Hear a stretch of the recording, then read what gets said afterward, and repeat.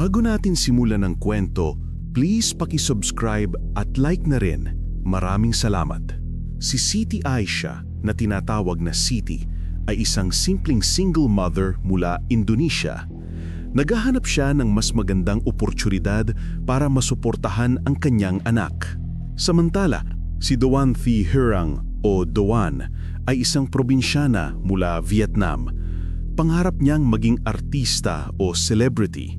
Mahilig siya sa performance, sumasali sa mga singing contests at talent shows, umaasang sisikat balang araw. Dalawang babae, parehong nangangarap ng mas magandang buhay. Isang araw, may mga lalaking lumapit sa kanila. Sinabi nila na may gagawin daw silang prank show.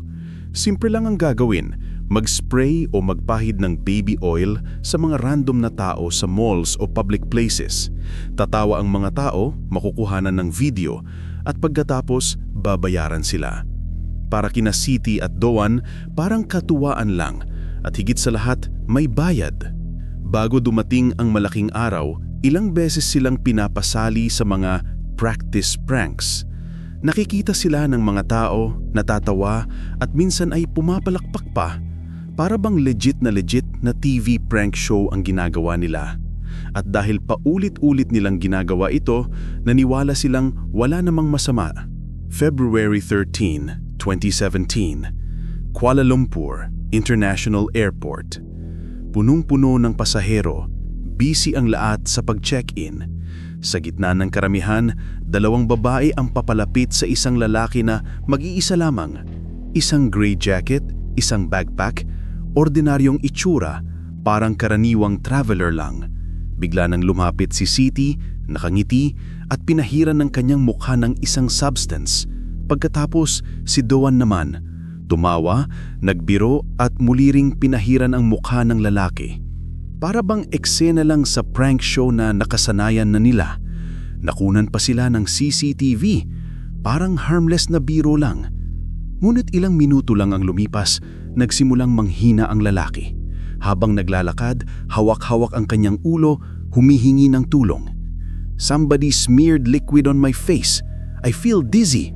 Help me."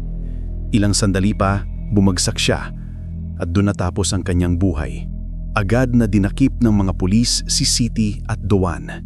Sa CCTV footage, malinaw na silang dalawa ang lumapit at humipo sa mukha ng lalaki.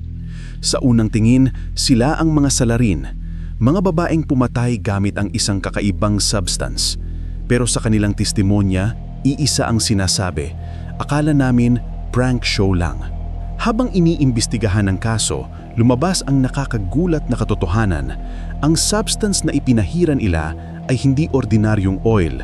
Ito ay VX nerve agent na isang lethal chemical weapon na kayang pumatay sa loob ng ilang minuto.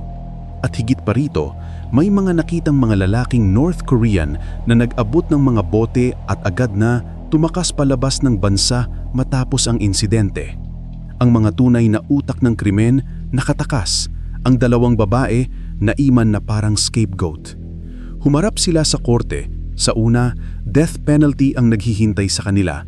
Ngunit habang lumalabas ang mga ebidensya, nagsimuling magbago ang pananaw ng publiko. Maraming human rights groups at foreign governments ang naniniwala sila'y mga biktima lang na naloko at ginamit. Noong 2019, pinalaya si Siti Aisha matapos i-withdraw ang kaso laban sa kanya. Si Doan naman ay binigyan ng mas maligaan na sentensya at nakalaya rin matapos ang ilang buwan. At dito luhabas ang malaking twist. Ang lalaking napahiran nila ng VX nerve agent. Ang lalaking bumagsak sa loob ng Kuala Lumpur International Airport ay walang iba kundi si Kim Jong-nam, ang panganay na anak ni Kim Jong-il at half-brother ng kasalukuyang leader ng North Korea na si Kim Jong-un. Matagal na siyang itinuturing na banta sa kapangyarihan ng kanyang kapatid. At sa huli, sa pamamagitan ng dalawang babaeng walang kaalam-alam, natupad ang isang international assassination na yumanid sa buong mundo.